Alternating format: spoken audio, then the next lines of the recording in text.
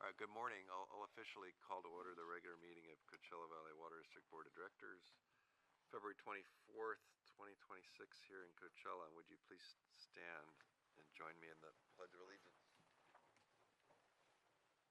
I pledge allegiance to the flag of the United States of America and to the republic for which it stands, one nation, under God, indivisible, with liberty and justice for all. You couldn't even see it. You skipped the California Fair. I know. At least it's on the right side. It's on the correct side. Correct side, So you yeah. put it over here, but then it's a problem trying to get it right. Okay. Well, good. Roll call, please. Yes, good morning, President Powell, Here. Vice President Strada, Here. Director Bianco. Here. Director Aguilar will be absent for this meeting, and Director Nelson. Aye. Thank Here. you. You vote in favor. Yeah, I'm in favor of being here. Are there any additions, deletions, or adjustments for today's agenda? No, sir, there are none. Thought I would introduce Nick. Nick, are you here for a reason? Is there? He's filling in for Jeff. What happened to Jeff?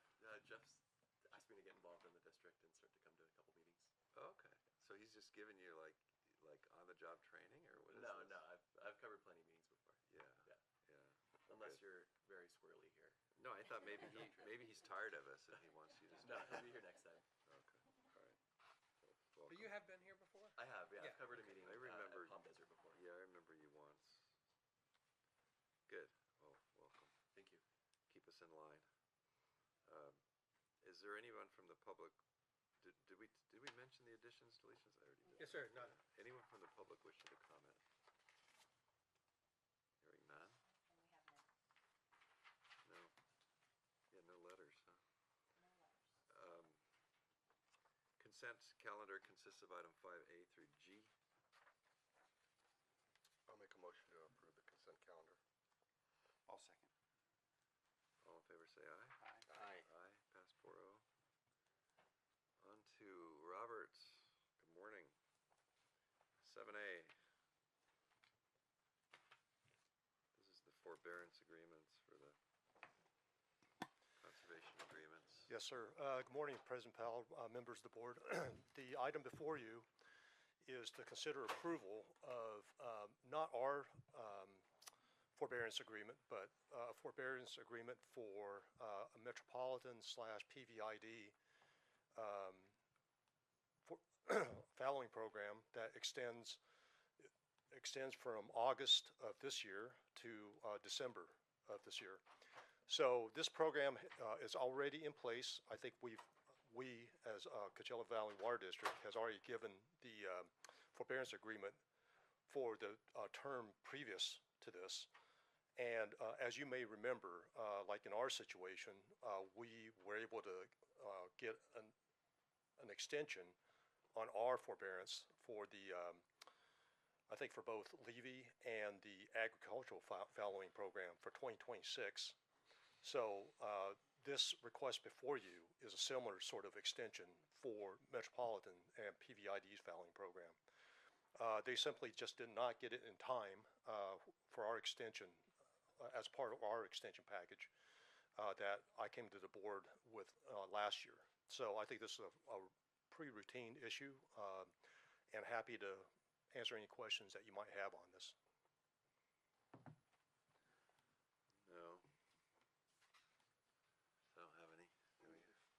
I'd move approval of the item. I'll second. All in favor say aye. Aye. Aye. Pass 4-0. Thank you. Thanks, Robert. On to B. David.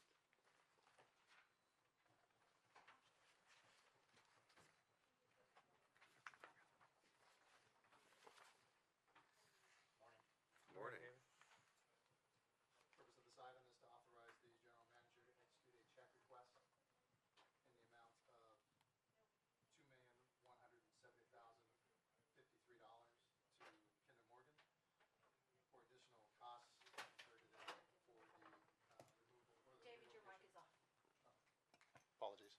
Oh, Is it better? I couldn't tell. New guy. So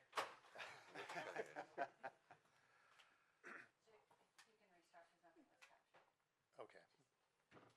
Oh, you're joking. All right. Joking, but nothing was captured. check request to Kinder Morgan in the amount of $2.1 million to cover unanticipated additional costs associated with the relocation of their 22-inch high-pressure petroleum pipeline to make way for the North Cathedral City Regional Flood Control Project. The request also includes authorization for the general manager to execute a encroachment agreement with the Union Pacific Railroad, and an additional check request in the amount of $70,000 associated with that agreement. And as part of that agreement, the request includes authorization by the board to incur additional expenditures from UPRR in the estimated amount of $225,000 to be billed by UPRR on a percent per complete basis during construction. The total cost of this request, which includes contingency, is $2,715,053. The project is included in this year's capital improvement budget in the amount of $2,650,000. It's anticipated that we will spend approximately $2.2 million this fiscal year. You may recall that the original cost estimate from Kinder Morgan to relocate this line was about $3.4 million. It took them approximately 2 years to get through the design. They ran through not only internal issues on expectations in terms of the level of effort required to perform the work. They also ran into some environmental hurdles with CDFW and CVCC, and that was all associated with their adjacency to conservation land running along the railroad. The cost does have approximately $1 million in here that are associated with what may or may not occur, which is a function of distance relative to the railroad that they have not quite ascertained yet. If they're within 15 feet of the railroad, UPR requires additional shoring and additional efforts related to protecting the railroad in place. The agreement requires that we monitor the work. We will be tracking all the costs associated with that. And the original agreement does allow for CVWD to cover any additional costs associated with the work. And with that, I'll take any questions. Yeah, okay, thanks. So what was the big drop in price? What caused that? Do you mean the increase in price? Or increase in price, sorry. They tell me that the folks that came up with the cost estimate initially, who are no longer with them, did not have a complete understanding of the level of effort required. We did try to see if we could engage a contractor ourselves and put it, economy of scale, or we could put it out to bid, but they weren't having that. Okay.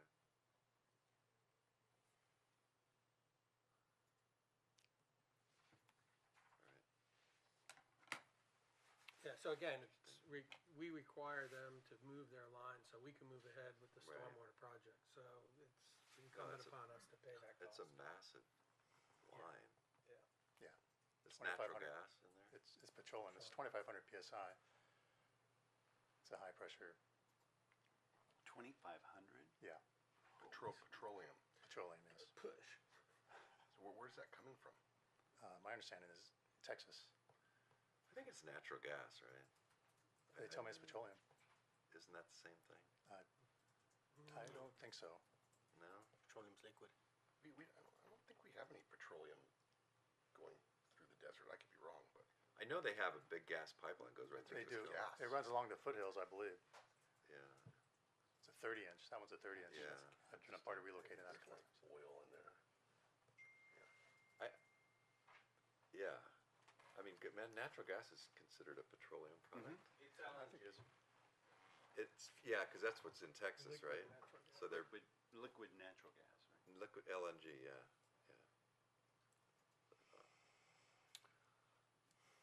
When I said gas, I didn't mean gasoline, yeah, if that's not clear. Yeah. Okay, well, And this is would you call this intermediate solution to a greater I mean, this is, we're gonna move this water and then it's gonna take some type of route that then, Yeah, we are, it actually, we are widening, there's an existing bridge right there, right across the railroad.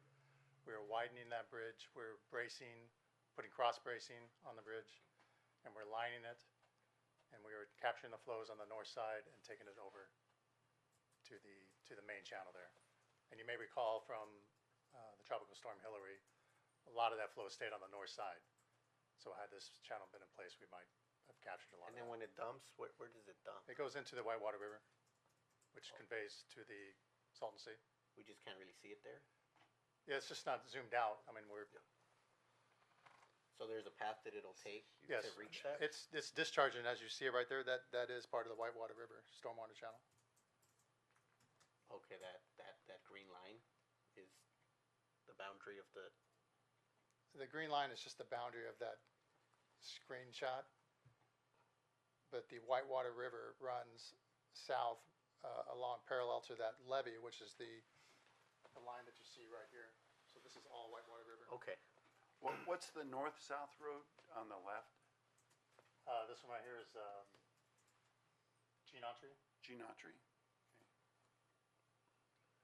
David, can you remind, on the North Casino City Global Project, what's the budget estimate on that? I'm sorry, Peter, it's Day Palm. Date Palm. Sorry. Date Palm, yeah. Just for the whole project, I know this is a little piece of it, but what is this, a $100 million project? I mean, I don't remember. No, the cost estimate for the actual work is 13 million. For the whole regional storm project? Yes, this doesn't include anything north of the 10. It just includes lining underneath here Okay. and some grading effort and Alright. improvements to the levee. Fair enough. That project that you're talking about is farther down road into Palm Desert, the $100 million one you're talking about. Well, there's Thousand Ponds Flood Control Yeah, Project. Thousand Palms, Yeah, yes. that's the four one you're levies. talking about. Yes, That's the That's four the big and levies. that's north of the 10, goes through classic. But there was, but I think what I was getting from John's comments was that whole flood area there, like what they would call like the messenger property. That's where's that at? That is west of, his property is west of Bob Hope, which is east of this location. These flows here are intended, or this channel here is intended to capture what we would call the Morongo flows or the riverine flows. There is a phase 2 to this that requires that we widen the existing bridges on Interstate 10, which is obviously a much larger effort. Oh, boy. That would allow us to capture all the flows, ideally on the north side of the 10. So this doesn't remove all the flood hazards north of the 10, but it does capture a significant amount. And his property is slightly north, it's on the northeast corner of Varner and Bob Hope in that area, Okay, so Rio del Sol. so this is further Becomes up Rio del then. Sol. This is Yeah, further up. yeah. Yes, further west. Northwest. Yeah, so I think that has to be Gene Autry, because I'm looking at the satellite map. Yeah, I and- apologize. Yeah, and I didn't- if it was Date Palm, it would go right into a school, so I'm pretty sure it's Yeah, that's not Date Palm. Gene Autry. Agreed. Yeah. You were right the first time, David. Yeah, I apologize. Yeah, I've no been worries. dealing with. All right, well, I'll make a motion to Don't know what approve. Well, yeah, another there you question go. is, There you go. what's the thing that's pressuring us to do this, other than the storm that we had? Is there, if it weren't for the storm, would we be doing this? No, yes, we've had this as part of our master plan effort for Cimarron. probably 10 years, close to 10 years. Doing this little piece here? Yeah, I mean, the watershed that this captures or helps to mitigate the flood hazards from it's over 200 square mile watershed. And it sends a significant flood hazard into the Thousand Palms area, obviously Cathedral City area. And it's at least for the last 10 years, been a part of our master planning efforts. You feel like you're getting like a lot of bang for your buck here? Like you're Yeah, this moving captures over half of the flows. getting a lot of water through there and relatively low cost. Yes. All right, we have a motion, do we have a Second. We have a second, thanks, John. All in favor, say aye. Aye. Aye, Thank you. pass 4-0. And if I can just ask any presenters to speak up a little bit louder, we are having audio issues, so I'm just getting bombarded with emails, so the louder you can speak, the better the listeners will be able to hear you. Thank you. All right. Glenn, morning, Morning. President Powell, Go ahead members with of the board. 7C, yeah. Morning. Morning. So my name is Glenn Luby. I'm the acting engineering manager for Domestic Water and General District. The item before you is to authorize the general manager to execute consolidation and water service agreements for the Leon Housing Water Consolidation Project. So this includes Duran's Farms, Leon Housing, Oscar Cruz, and Villa de Josue. We're also requesting authorization for the solicitation of bids for the Leon Housing Water Consolidation Project once we receive the funding agreement from the state. These agreements essentially outline the obligations and expectations for CVWD and the small water systems being consolidated. These are standard for the water consolidation projects that we've done, and primarily they, in these agreements, CVWD agrees to apply for the grant funds, bid the project, hire the contractor, and construct the water improvements. The water systems, they're obligated to shut down and abandon their small private water systems within 30 days of completion of the project. The schedule for this project, we've in discussions with the state for the funding of the project. We estimate that we'll probably receive the funding agreement early summer, and then we would go out to bid shortly thereafter. Mid to late summer is our expectation. These are grant-funded projects, so there's no impact to the domestic water rates. So with that, be happy to answer any questions you might have. Think it's great. Expanding infrastructure provides a lot of benefit, not just to the existing communities, but I think it really opens up a lot of possibility in that area. Now, in order to be able to do this, is it necessary for us to finish the project crossing the Whitewater River? So the Leon Housing project does require completion of the Valley View project to happen first. It connects into infrastructure that's being built as part of the Valley View Water Consolidation Project. For that project, we do have the funding agreement from the state, and we anticipate going out to bid for that one probably within the next month. So that one's in progress. And then this one will follow after and connect to infrastructure that's put in place as part of that project. So the Valley View, what other red lines would the Valley View add to this? So Valley View would connect. If you can point on the back. Probably on Yeah, so we'd be connecting. It's primarily on Airport Boulevard. So we'd be connecting this to our primary system over here, connecting to. This is currently a dry pipeline right here. So we'd be completing that connection. This was built years ago. Then constructing down Airport Boulevard to Pierce Street. So, and then this project would then connect over here at Airport Boulevard, come down Fillmore and down 57th, and again, completing the loop over at Pierce Street. Yeah, perfect. I just share that because it seems like it's part of a bigger effort, and it's piggybacking off of, I think, other bigger investments that the state has also provided funding for. I think it's great. I think it makes use of that blue line that you pointed to, which is currently just kind of floating in space there. You'll be able to connect it. The district will be able to make use of moving water through there to the other side. If it's all grant funded, that's great. So I think it's beautiful. Thank you. So I have a question. In the East Valley, one of the goals and objectives is to have dual systems where landscaping is on either canal or recycled water, so would this agreement preclude them from using any shallow wells for landscaping irrigation purposes in there? Is that specifically excluded from future use in that regard? It is not. If they would like to maintain their existing wells for irrigation purposes, they can. They just cannot use them for serving domestic purposes. But they are able to if they would like to. Some of them, the reason this is an important project for them is because those wells are not in good shape.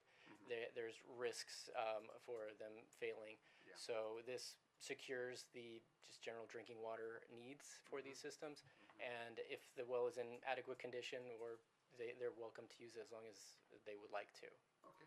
It just has to be separate from the the system serving their homes. Yeah, that's great. I just wanted to make sure it was preserved that, you know, you could use a dual system if Yeah, and you then wanted. the kind of the rural nature of these areas in the east side, a lot of these places have some dedicated area for palm trees or small agriculture that they do, and so they tend to obviously keep those wells to try to sustain that. Yeah, no, that demand. makes sense, So, yeah. Yeah, I just wanted to make sure it wasn't, expensive. The water's- wasn't, the you water's know, too expensive. excluded, Yeah, yeah, yeah, no. okay. Okay, Well, I'll make a motion to approve. Yeah, I'll second. all in favor, say aye. Aye. Aye. Thank you. Thanks, Mauro. Thank you, Thanks, Glenn. Glenn. All right. CalPERS actuarial report. How many years old is this one? Always 2 years in the rears, President Powell. 2 years. Yes. All right. This one will just be me. We have PARs for the OPEB and pension trust overview, yes. But I'll take this item. Good morning, President Powell, members of the board. We did present this item to the Finance Committee earlier this month, but as always, want to go ahead and present the full actuarial report to the board. And the request today as part of this action item is to also get approval for a $5 million contribution to our pension trust fund. So these screenshots are taken directly from the actuarial report, which is an attachment to your board agenda item. The first screenshot on the top of the screen is from page 15 of the actuarial report. It shows the funded status of our current pension obligation from CalPERS. We will note that CalPERS will not be including our pension trust balance within their reports. They don't combine them. Basically, they don't acknowledge the fact that we have a trust within their actuarial report. However, in our financial statements that we publish, we will be offsetting that liability with the balance of that trust as it continues to grow. And this particular report was as of June 30th, 2023, so it's 2 years in the rears as far as payroll obligations and contributions. And it is included in our June 30th, 2025 financial statements as well. So, you know, look back, look forward, and projecting. So at the time of this report, the funded status of the pension obligation was 74.6%. I was just doing some quick math. If we added the $10 million with the additional $5 million, the 5 that's in there now, plus the 5 that hopefully we'll approve today, that funded status would change by 2%. So it would be closer to about a little over 76%. So it'll slowly continue to grow as the pension trust continues to grow as well. The bottom portion there is from page 24 of the actuarial report. What I wanted to highlight here is the funded ratio status. It gives you a 10-year look-back history of that funded ratio status. The lowest has been at 62.3%, and the highest has been at 80.6%. So we've talked about this before, how the investment returns of CalPERS, our actual payroll contributions, our payroll projections, our actual payroll, all of that plays an impact in this funded ratio, and it will continue to fluctuate year over year depending on how all of those factors play into these reports. The next slide here shows it a couple of different ways within your actuarial report. I condensed a couple of different things and put them into a full 10-year history for you. But you'll see this on page 4, page 13, and page 17 of the report, all referenced. It gives you the contributions. These are a lump sum or annual contributions. You can pay them at a lump sum with a 3.6% discount. They're due in July, or on a monthly basis. And so the monthly payment is on the left, and then the annual lump sum payment projections are in the middle there, and then the savings would be that 3.6% or about 3.6% on an annual basis. The district for the last 2 years has done the lump sum. When investment earnings were really low, a lot higher, we went ahead and we didn't do the lump sum. We did a monthly payment because we were earning more interest.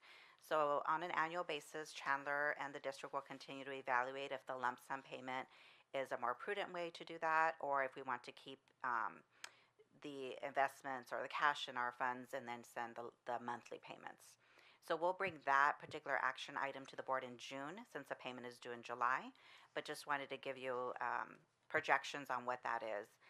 So we're looking this year at we did do an $11.9 million lump sum payment, that $11,991,914. $11,991,914. And you'll see that the payments continue to increase.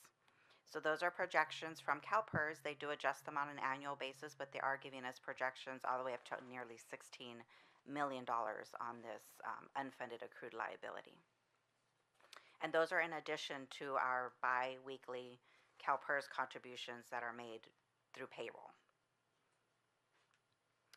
The next screen here, the top portion is from page 16 of the actuarial report. These are additional discretionary payments that the district has made directly to CalPERS since 2018, fiscal year 18-19. So the district has contributed $27,610,000 in additional contributions. And again, that's also reflected in that previous screen where I showed the funded status changing up and down. So those are contributions made directly to the CalPERS system. They cannot be withdrawn. They are a part of the plan now. The discretionary payments to the pension trust act a little bit differently. So we sent $5,000 last year to the pension trust. We sent that in August, and in a couple of, I think the 2 agenda items from now, we'll have PARS give an overview of how the pension trust is doing.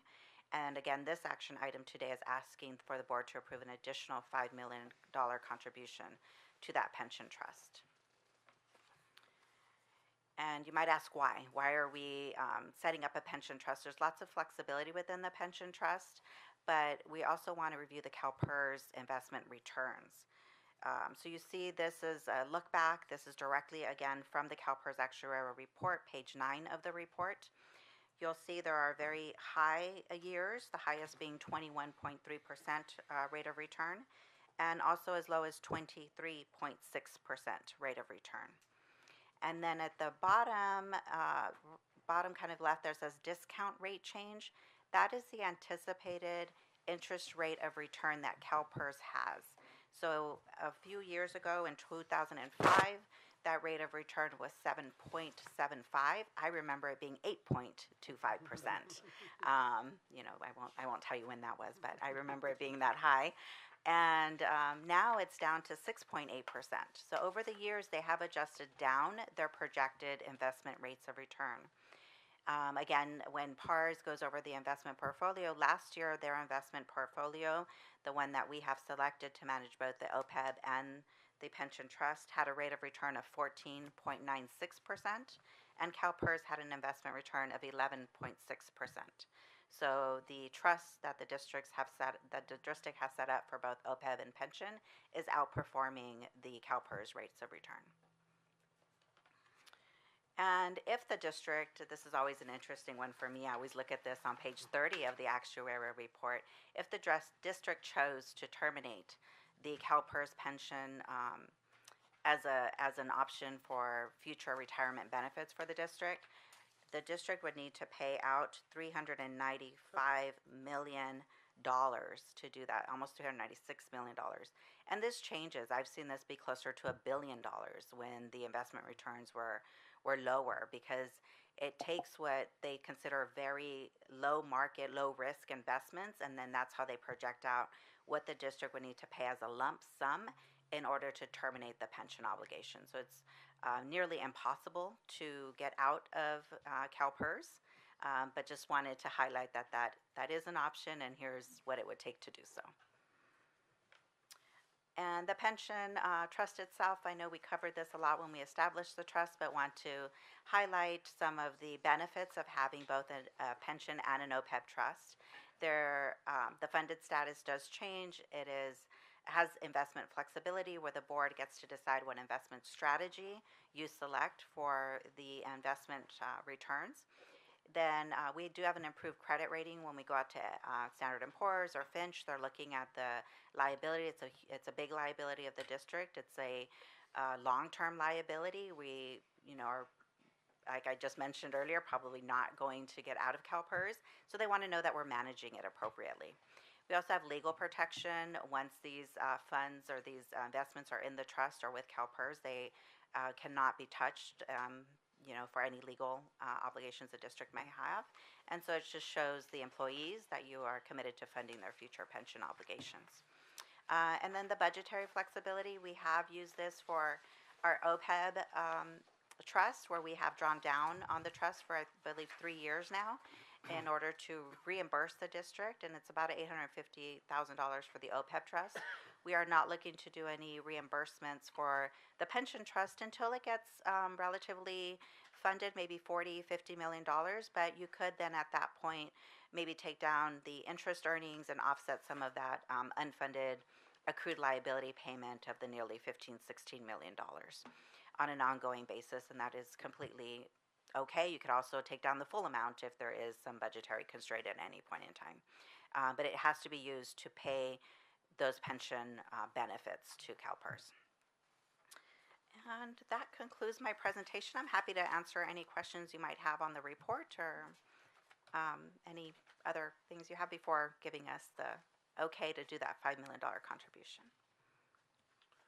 Well, Carla, I've got to say, this is the most comprehensive analysis and presentation of the CalPERS pension and the pension trust that we've ever had. I think that, with other directors, I don't know, it seems like they've not kind of presented the whole package, and I appreciate the look back over 10 years in there. It's a really good report, and it reflects I think the failure of the CalPERS system to have good returns, whether they're investing in social equity issues or just bad investments. I mean, they're just not doing very well, and the pension trust is, outperforming by what, 3%?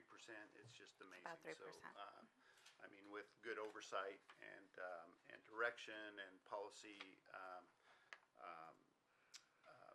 policies from this board, I think make a huge difference in that. And I support the pension trust and, building it up to a level that can meet this, obligation that we have with CalPERS. And I was part of a special district where we got out of CalPERS. We only had one employee, right? And I think it was, I think the buyout number was, I don't know, it was like, I forget. It was like $500,000.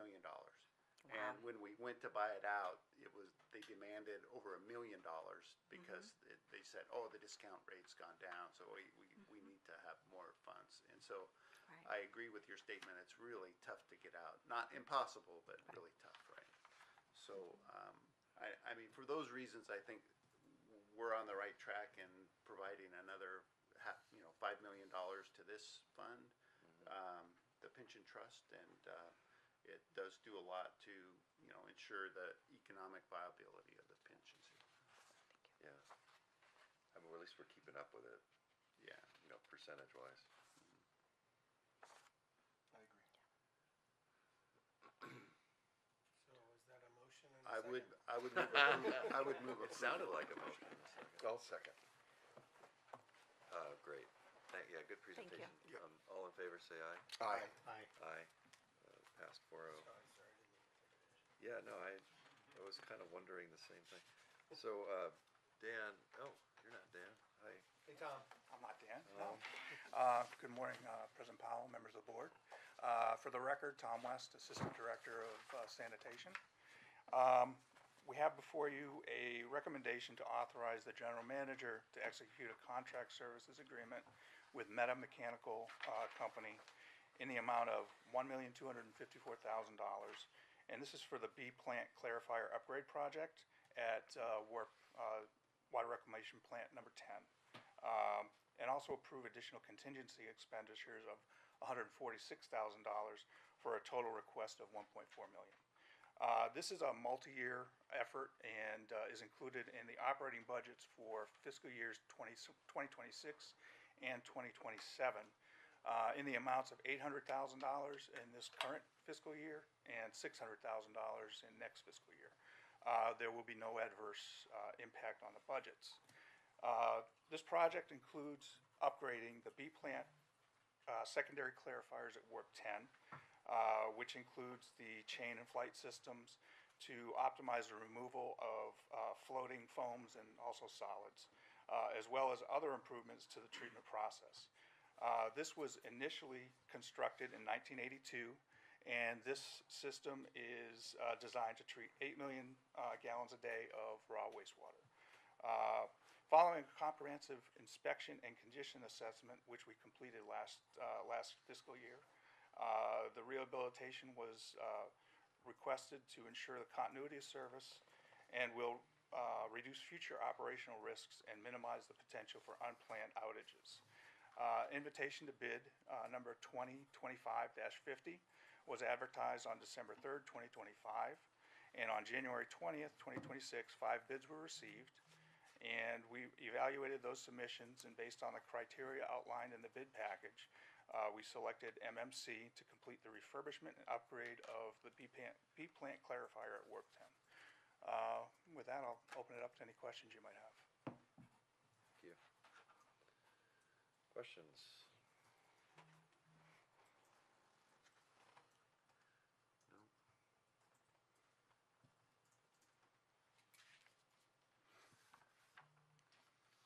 Okay.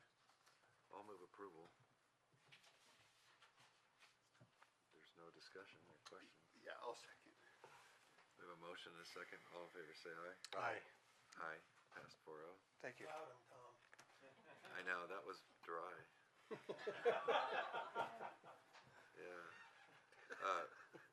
Written communications, we did have the one regarding. Really feel.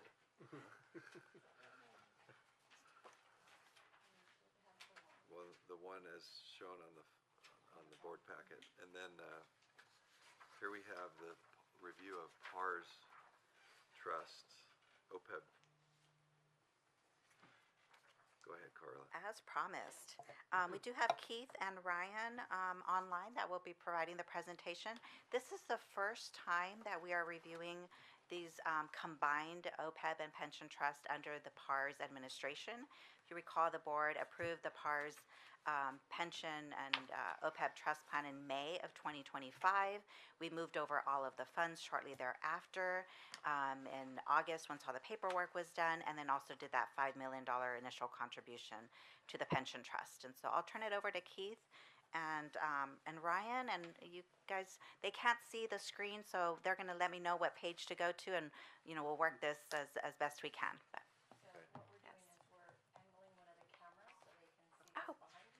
good morning. Can you hear me okay? This is Ryan Acasio, Senior Vice President with PARS. You're a little bit low, Ryan. Let me see if we can work on the audio just a little bit.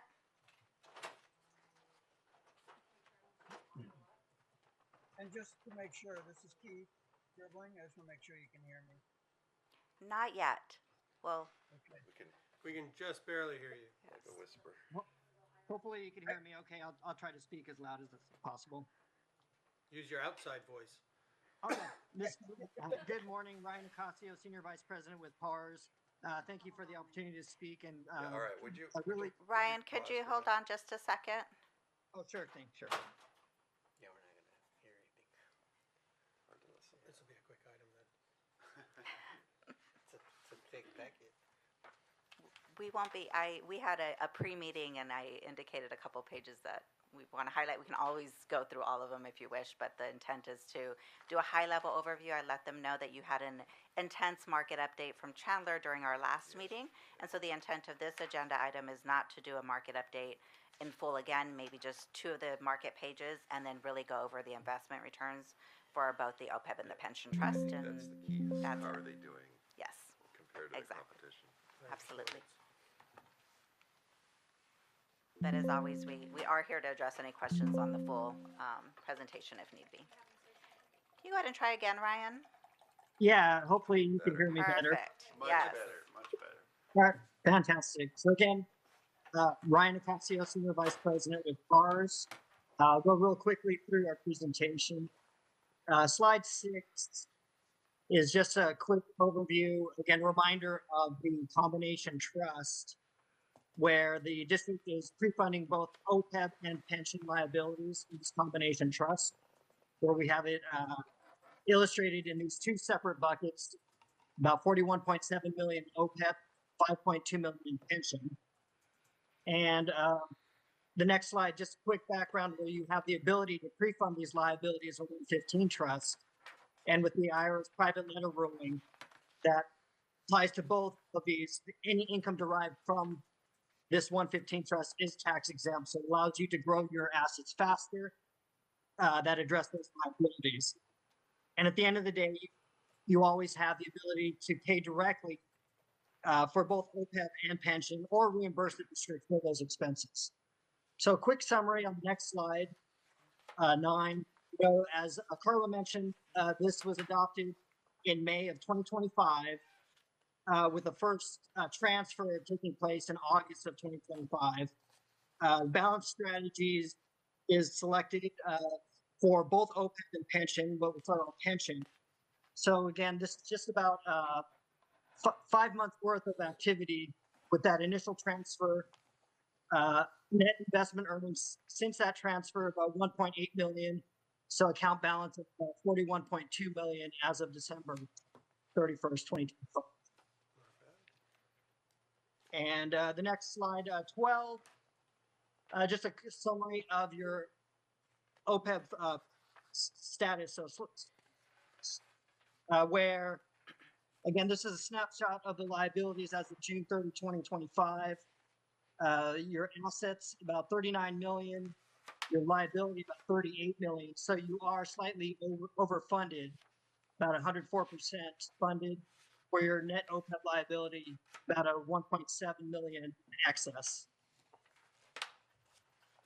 And then slide 13, quick, just to recap again, this is about 5 months worth of activity, so not a lot of historical activity to show, but positive earnings in those times.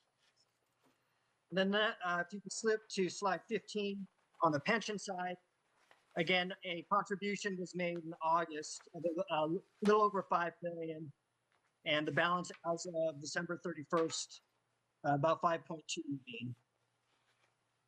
And then subsequently on slide 16, again, 5 months history of activity. So as the plan ages, we'll have historical returns provided on an annual basis. And then slide 17, again, just a snapshot of your funded status, I think, which was thoroughly covered by Carla in her presentation on the CalPERS valuation. So I think with that, I could turn it over to Keith to speak on the portfolios. Thank you, Ryan. Thanks, Don. Yeah.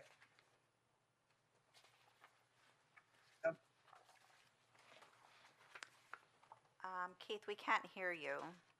Hi, everybody. This is Keith. Can you hear me okay? Everybody, can you hear me? Yes. It's a little choppy. Hi, everybody. Can you hear me now? Yes. Okay, great. Yeah, sorry. If you go to, I'll be brief. There's a bit of an echo on my side, so it's a little distracting. But if you could go to slide 35.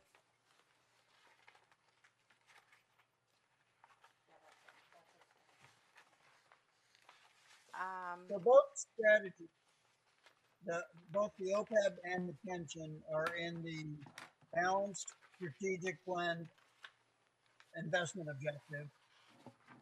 You were on the right side before. That one, Keith? I'm sorry, No, mine just shows the 1.10 at the bottom right. Well, okay, then go to 2.1. 2.1. Yeah, I apologize. There you go. Yeah, there you go. Okay, so we're in the balanced strategic plan, which is the active strategy. The OPEB plan has a longer history and is $43 million in the plan as of today. It is last year was a fantastic year, and actually the last 3 years have been amazing. Last year the portfolio was up 14.96, basically 15%. The last 3 years it has compounded at 13.6%, and that is for an asset allocation that's a mix of 60-40 stocks and bonds. So those type of returns are really good based on that asset allocation. It's been a great period for risk assets. The the pension planning, we don't need to turn to that slide. It's on the same strategy, but it doesn't have as much history. But I'll just tell you that it's up 4.3% since inception, and inception date being September 1st of last year. So that's a 4-month return. If you want to flip back to slide 1.8, this is a heat map for what's going on in the economy. As noted, we had a detailed analysis from Chandler, and I know I've sat in the room with Chandler before, and they do a good job with the economic outlook. So I will just be brief here and just talk about a few items. This has been a fiscal policy-driven economy and stock market with trade relationships and tariffs at the forefront. And of course, with the recent Supreme Court ruling that struck down the tariffs in the way that they were imposed has added a bit of uncertainty. But as we expected, the Trump administration just re-implemented them in a different way.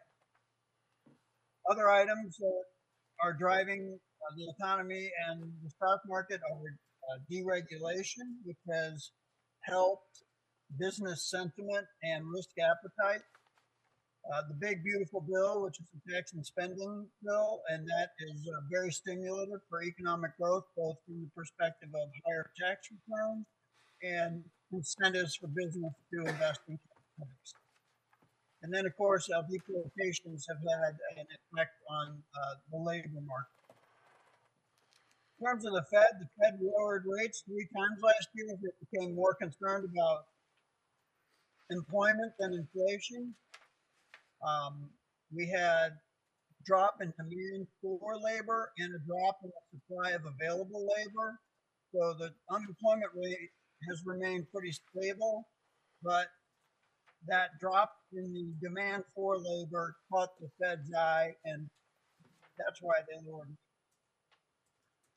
In terms of the stock market and the economy, the stock market's been fantastic, based on a good economy, positive tailwinds from deregulation, AI investment driving earnings growth and the market multiple higher, and expectations for further rate cuts.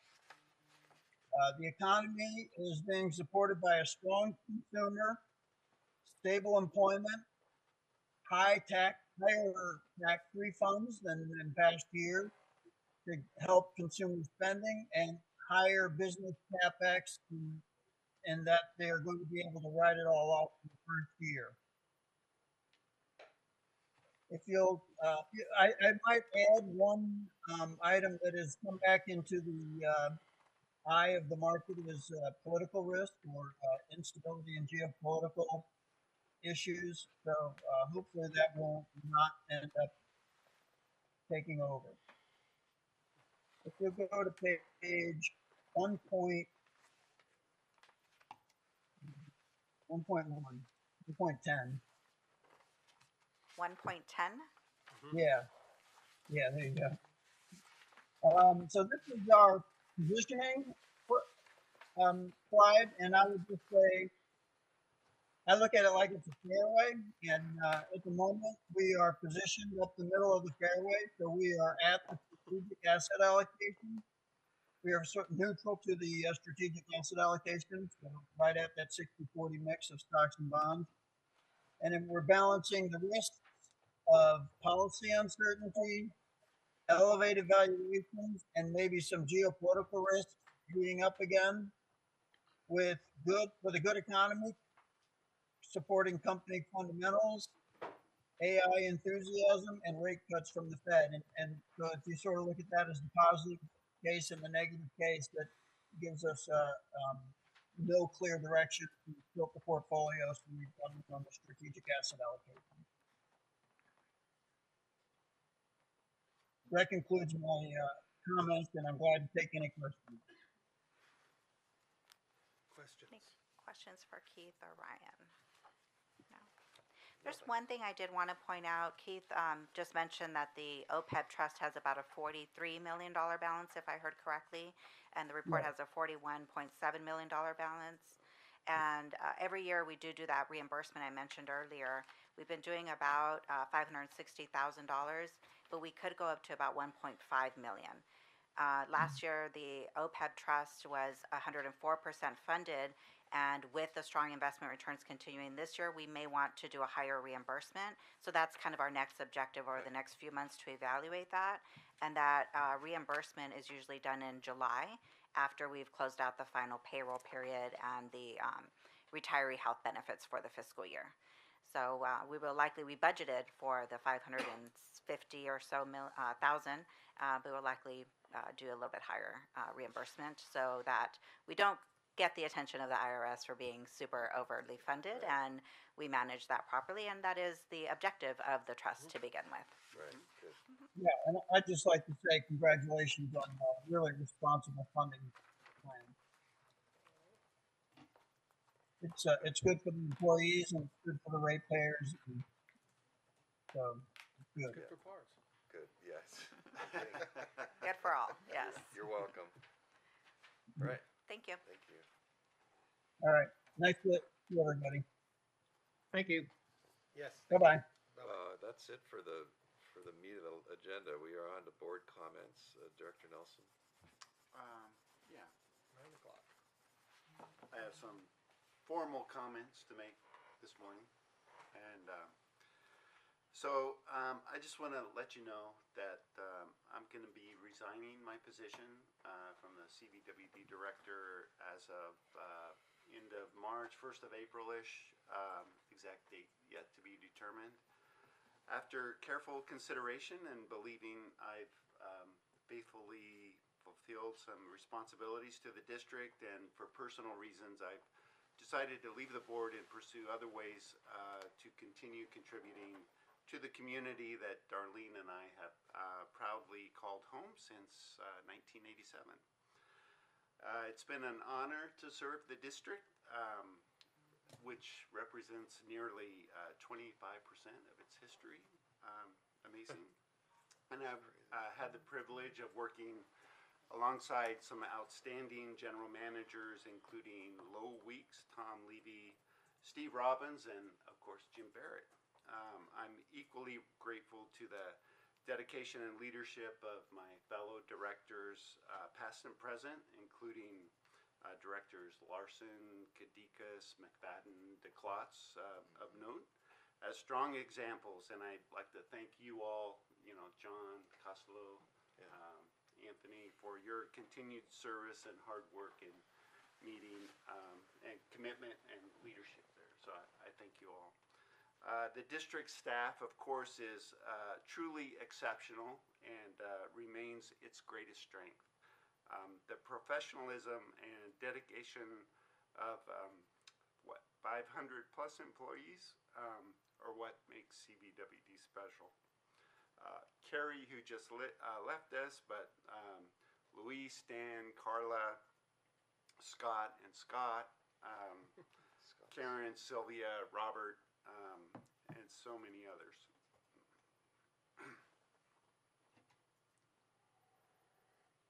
You still have time to change your mind.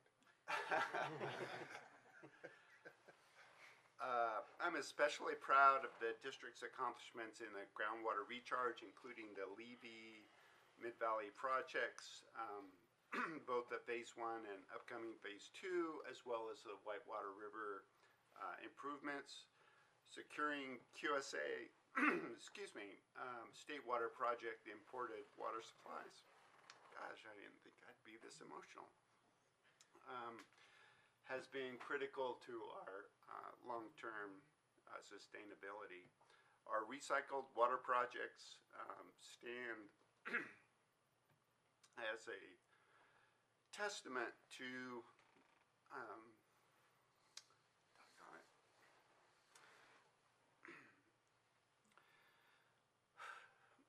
efficient water use and planning. So as I transition from this role, please know that the water interest of the entire Coachella Valley, not just Division 4,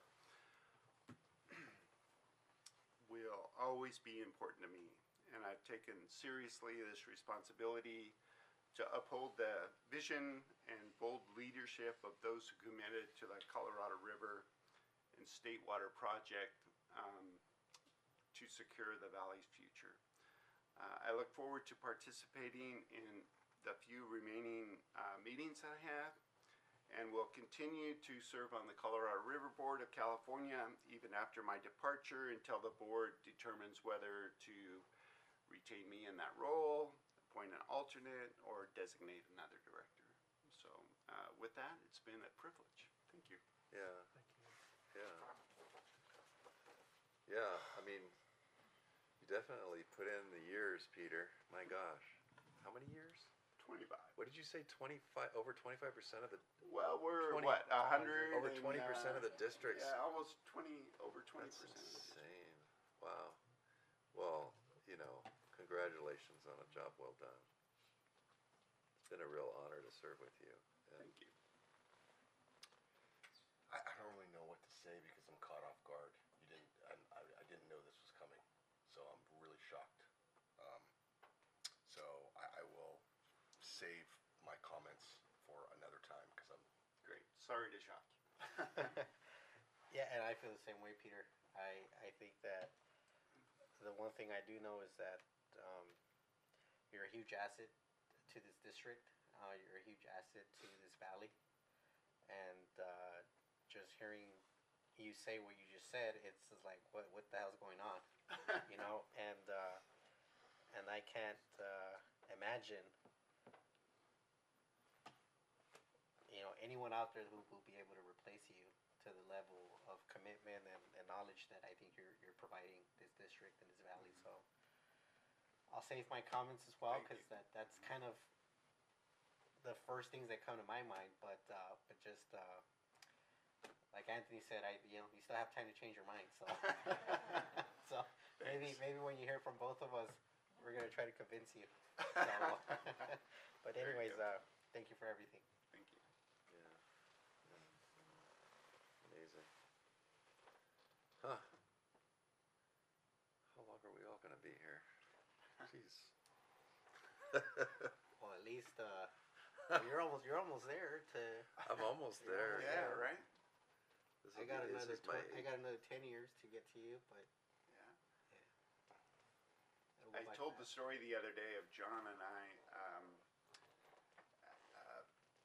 participating in a Desert Sun editorial panel interview, and we came away from that with such a great feeling about that interview that we went over to Melvin's in Palm Springs. that's and right. Had a Oh, that was cocktail. actually, candidate interview. Yeah, Yeah. right? Yeah. You're right. It's the only time I've ever been in that place. Me too. Yeah.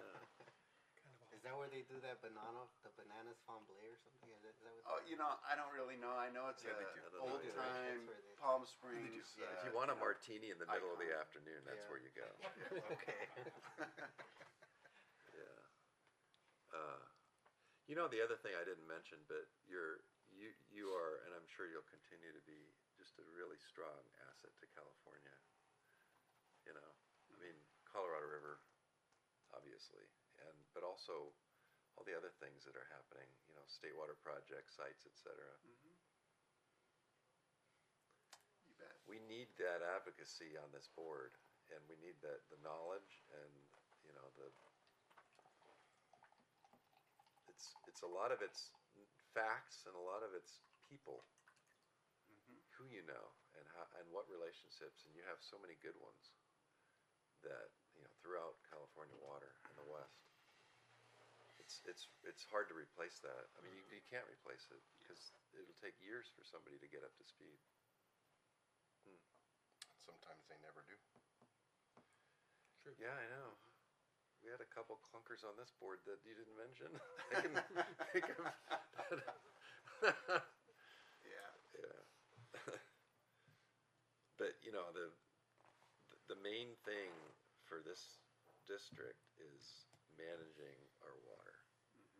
The groundwater basin, the aquifer, and our imported water rights that are key to that, along with conservation and recycling, all those things that make it work. That's why the district exists, and that's, you know, for whoever fills your role, it's gonna have to be a strong advocate and champion of those rights, especially now. Yeah, the whole board. With the 2026 revisions, it's just, everything's in play, and we need to be strong, and we are strong, so we just need to continue that, just with somebody else apparently. Yeah. Yeah, well, good. Those are good comments. You wanna follow that, Anthony? I mean, I have so many, I'd be here for a long time, but you can't be replaced. I mean, you've given half your life to this district. I don't know anybody who knows more about this, that's living more about this district and the past than you. Your knowledge of what you've taught me is, I mean, you can't describe in words. I'm shocked, like, and kind of speechless a little bit. But I'm sure, knowing you have, this was a hard decision, and something is whatever it is, you're moving or whatever, that's probably most likely not moving. Well, then there's something else. So, so, Yeah. Thank you. I'll say more to you in private.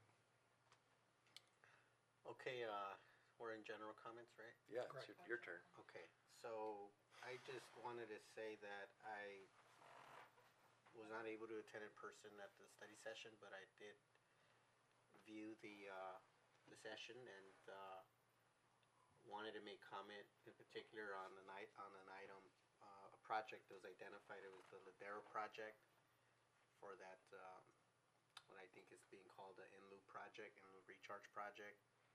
Relatively small dollars with 50% grant funding that's been identified. I think there was a lot of work to put an amendment forward to the state so that those dollars could be transferred to that project. So I would like for the board to reconsider moving forward with that project. I know there was some comment made about, is it in, is it out? You know, I think it's relatively small in comparison to a lot of other projects that we've funded through the East RAC. So with that in mind, I'd like if staff could just give us a list of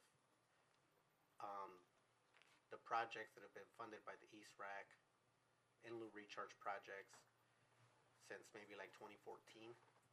And it's just so that I can get a sense of the magnitude of some of these projects. I think some of them might be, I think maybe on average they're about $1 million, but maybe some of them are like 3 million. I don't know that there's a lot that are above that, but just so that the board can look at that as we might want to have a conversation about this project being too expensive, or, you know, when it's really just 300,000. So, would like to have that available before we take action on the budget. Okay, got That's it. it. Thank you. Thanks. You know, so assuming, Peter, you don't change your mind, which there's plenty of time to do that. Really, I mean, we're talking about 4 weeks, so we should probably get some guidance on how to replace a director. And the way I understand it, either we can appoint or we can hold.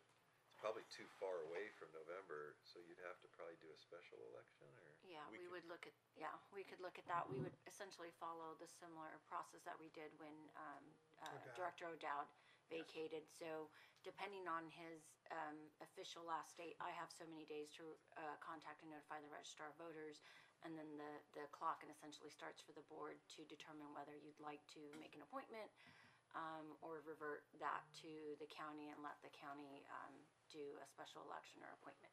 We can work with Sylvia on the timeline Yep. that the board would consider. Yeah, I mean, I guess one of the other questions is can you, not that I'm like, advocating this, but is it an option to leave the position vacant until November? Sometimes it happens that that's just the timeline necessitates that. So when we have a date, So and we can provide the let us know. forecasted timelines. we have the that's option. something that might happen. Do keep in mind, though, that you do have 3 seats up this election, so if you were to try and move that to the November election, there's It would make a 4 primary seats. in June, I don't know if we could get on there, but the November, then you would have 4 seats on the ballot. Right, I mean, and if it's appointment, obviously, It would carry out Carry the for 2 current more term, years. which Director Nelson was just appointed last year, so it would finish out that 4-year term. And you would Is stay that- with the is that staggered. right? It might depend. Well, 2.5. I'm not sure. There's- That's how it happened with. It depends on when, Gal. how much time remain. It's a tricky Yeah, timing thing. So yeah. usually, if the vacancy happens in the first half of a term, there is an election to fill the second half for 2 years. But it depends on when it happens, and if there's time to hold that election. Yeah, that So might- We can prepare timelines. Let us know, yeah, because we might be required to have that seat up in November, if we appoint, that's what you're saying. Depends on the timing of it. Yeah, I think. Might be by I have to then. look exactly at the Yeah. dates, but I think we just made it, I think. We'll have to see. Yeah. Well, you could run again. I mean, that's the other option. You just stay a little longer, and then we. Well, that's funny, you know, I mean, you can do that stuff, because like, let's say you get off, and then we appoint someone, and you can't stand them, and then you file again in June to get back on. It could happen. Could happen. All right. Yeah, nominations would open back up in August. There's, Anyways, we need to know all that stuff, because this is happening pretty we'll fast. work on an agenda item. Thank you. That's my comment. Any board requests for future agenda items, besides the one I just brought up? No? Let's go to meetings. February 10th, we had this tour with staff from Senator Padilla's office. U.S. Senator. Yes, I know. U.S. Senator Padilla, the big one. Size as well. I thought our staff did a really good job of presenting, important things of the district to them. They seemed to get a lot out of it, actually, didn't they? Yeah, I think it went well. I personally was really impressed by that skater room. It's a lot going on there, and it was good to see the lab. And yeah, it went well. The lab looks small. I know Got a lot it's packed in. the big new lab, but it's full. Anyways, it was good. February 12th, CVCC meeting, Director Bianco. Well, I had 2 meetings that day, CVCC and then the environmental sustainability meeting. The first meeting, acquisition of 2 parcels in Thousand Palms Conservation Area, approximately 10 acres. Our other meeting, we had AQMD came in, gave us a talk about they're trying to understand the exceedance of PM10 here with our air, and they're going to put in 7 additional monitors and cameras throughout the Coachella Valley to see if we have this fine PM10 that could potentially hurt us. And then we were supposed to have a Chromium-6 update, which we ran out of time, which we will next week, or in a couple of weeks, 6 weeks. Thank you. We had a study session on the 17th. Those attending are noted. Everyone was there. February. I watched it. Right, yeah, you were here on the line. But I watched it, so. Yeah. February 18th, Colorado River Board, Director Nelson. Yeah, that was a meeting in Claremont. Got an update from Jessica and JB on current negotiations, which are not really a lot of negotiations, but I think Robert's gonna present to us in closed session about what some of the ongoing issues are with that. I think. And the hydrology report, we got a hydrology report, and it was very bad runoffs, projected to be less than 50%, and probably the driest on record, recorded history. That was before our last storm. It was, yeah, it was last week, so, there's been some snow and it's still snowpack is, under the lowest. Scary. So I was just gonna mention on that, Peter, you've been obviously been doing such an amazing job on that regard, and there's no need for anybody else to be involved in that.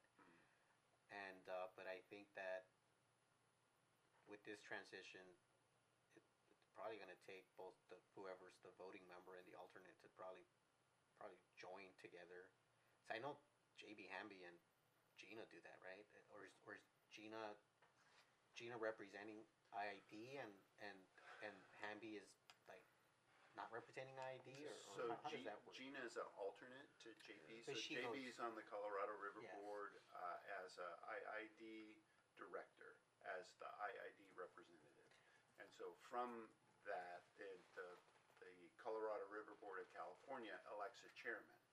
And so the board, the CRB board has elected JB as the chairman.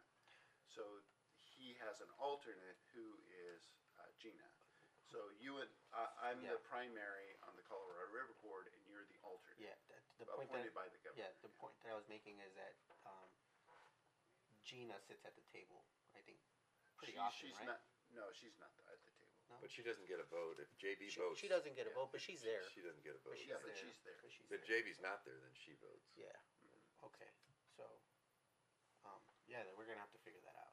Yeah, and I'll continue to go to the CRB meetings and, until, like I say, till the board decides, what they'd like to do. Kick you out. The CRB appointee doesn't necessarily have to be a board director, but, Correct. historically has been. Yeah, Glenn Peterson was, Glenn Peterson was notable for that. He was not on the Met board and the Met director, until, there was a change of the chairman of the board, and he appointed, Gloria to take Glenn's place. Okay. Okay. Yeah, more thoughts on that, which we will maybe talk about later. But all right, sounds good. The Salton Sea Authority. Yeah, that was our special meeting. I don't know that Director Aguilar was there. I don't know if he joined via Zoom, but he was not there in person. We had a big ticket item was the EIS, the guidelines. You saw the comment letter that we provided. So we went over the comment letter. There was no real huge objections to the letter from any of the Salton Sea board directors. There was some small comments by Gina. They were kind of immaterial. So I think the gist of that letter, as you saw, was to try to align the guidelines with the feasibility study, and try to create some type of commitment to fully fund the feasibility study, and which is not a lot of money. I think the question I asked, well, how much are we trying to carve out from the dollars that are still in the is it the Inflation Reduction Act monies? Yes. So I hear there's about a billion left, and so I think what we're trying to do is we're trying to carve out what amounts to about 5 million to get us to the finish line on that feasibility study, which we hope will then open up a lot of funding in the future. So we went over that. That was the reason for the special meeting. It was to take action on that comment letter. So that will move forward, and that's about it. yeah. California Farm Water Coalition. Yeah, that was yesterday. It was Mike Wade's last meeting, Michelle Paul's first meeting as executive director. We had a couple retirees, board member retirees as well, who then we had elections to fill those positions, which went according to plan. Congressman Jim Acosta joined the meeting and expressed thanks to Mike Wade for his tenure there. So it was a Jim Costa or Jim Acosta? Jim Acosta. Acosta, not Costa. Great. Other meetings, I had just my AB 123 training I did on February 18th. So they put that on there. I passed. Yeah. First time? No, not the first time.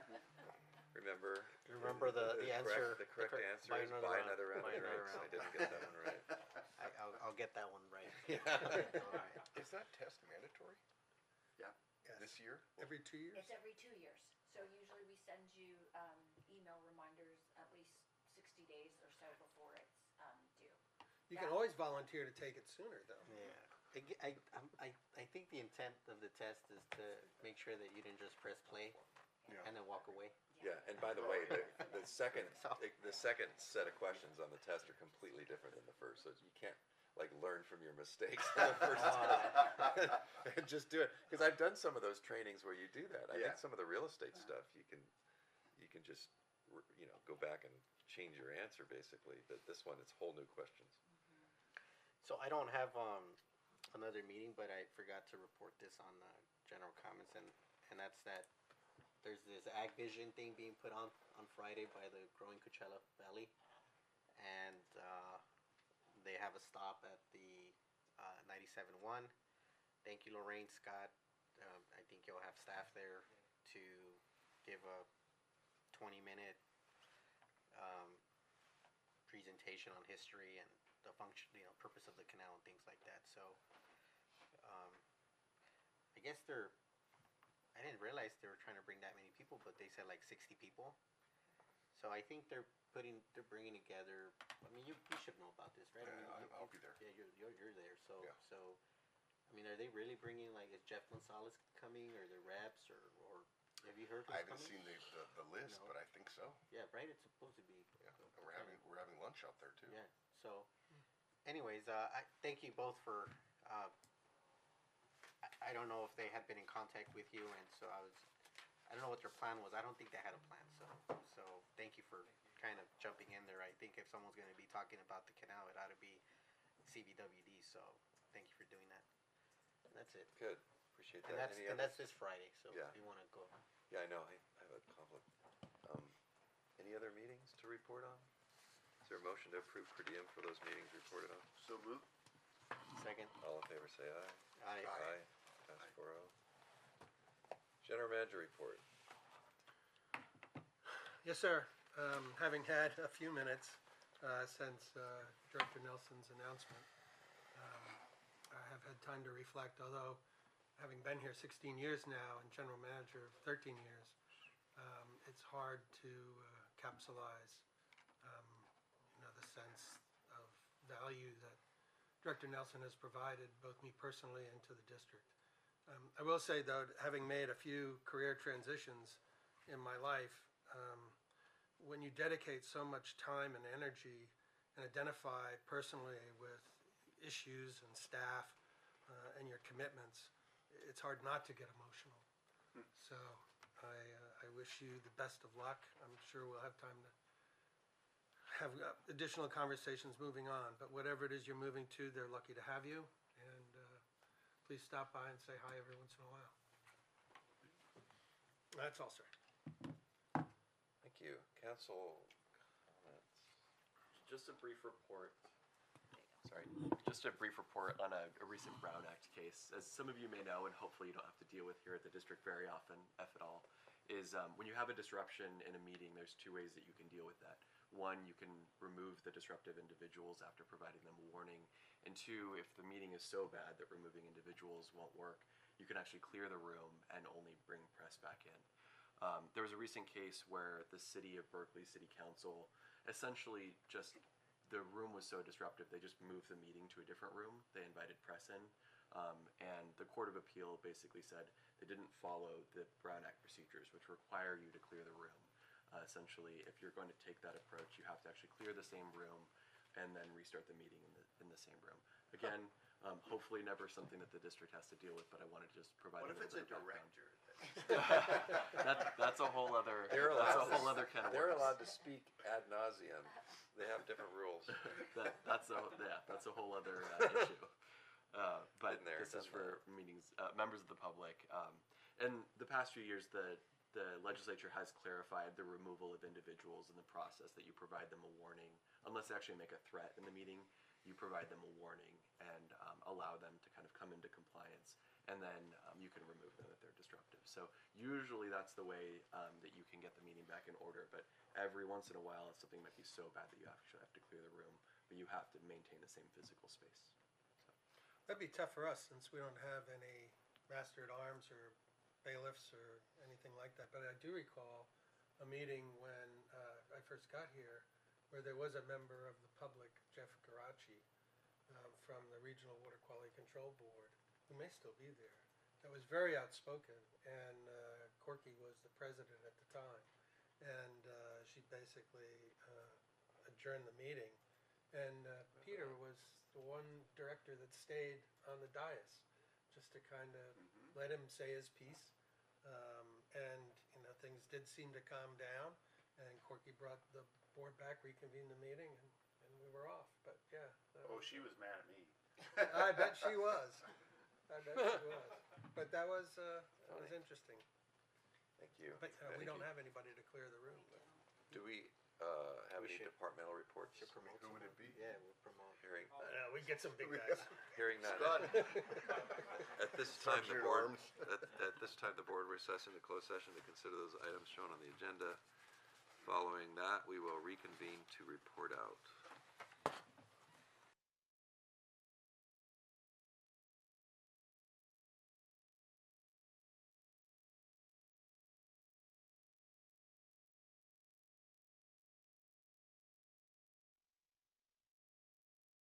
You know what I mean?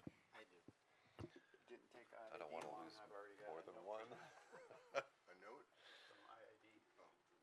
Okay, the regular meeting is hereby reconvened, and with the report out on the closed session is our counsel, Nick.